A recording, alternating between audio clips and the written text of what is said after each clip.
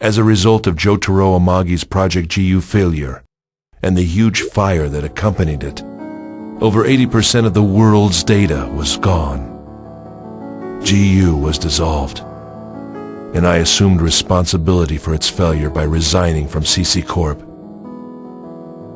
In the end, I suppose I couldn't win against either Amagi or Harold Hewick. But I didn't lose to them either. The faith of engineer Jun Banshoya had not yet been broken. It was soon decided that the world would be shut down temporarily. One can only theorize at the purpose of CC Corp's executives, but after having lost over half their data, it was assumed that it was a simple managerial decision. They reasoned that instead of working towards repairing the old game's data, it would be a better idea to apply their resources to a new generation game. A new game project the company had dubbed R2. This was also a way to escape from the ever-looming ghost of the genius, Harold Hewick. Of course, analysis of the Herald system had been halted, and the re-examining black box data had also been implemented into R2. Soon the day arrived. The town and area data that they had managed to save were presented to the public. The first generation of the world faced its final day. I logged in with my own private character to see.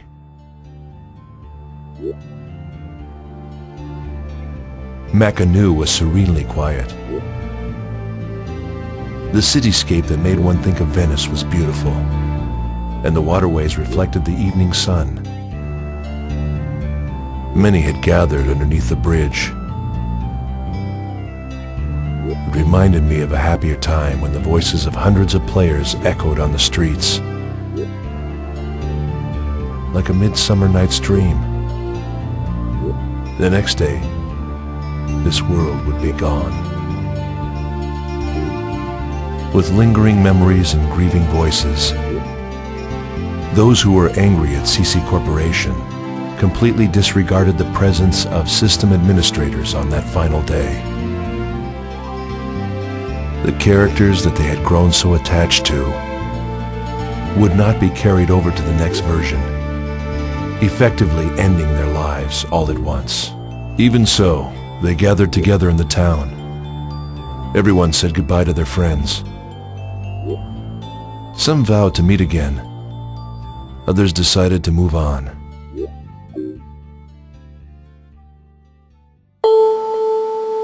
Keeping to myself in a desolate alley, I couldn't help but wonder. I wondered where Aura had gone. She was like Amaterasu hiding in her cave. After losing her, those 4 golden years of the world had all of a sudden come crashing down upon us. We humans had lost our God. We couldn't stop from wailing and weeping. Project GU had been designed to give us a new God, but it had collapsed in flames. I don't know exactly when it happened. A young girl, bathed in the sunset, whispered the following to me.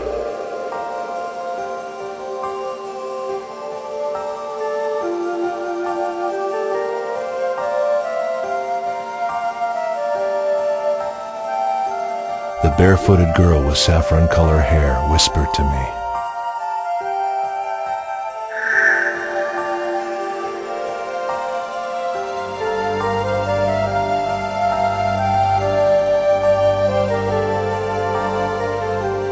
Her last whisper disappeared, as if the wind had blown it away.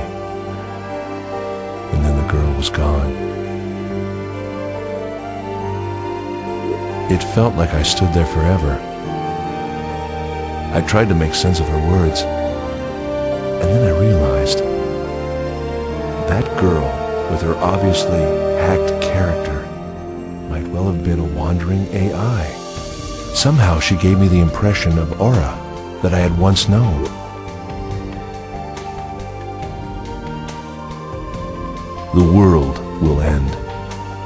It will end, and yet its core will be preserved in the next generation.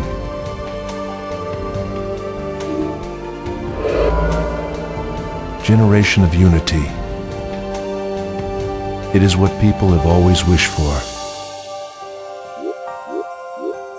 Was I the only one to think that this comforting chaos, although ironic, somehow fit perfectly with the world? But now it is all too late.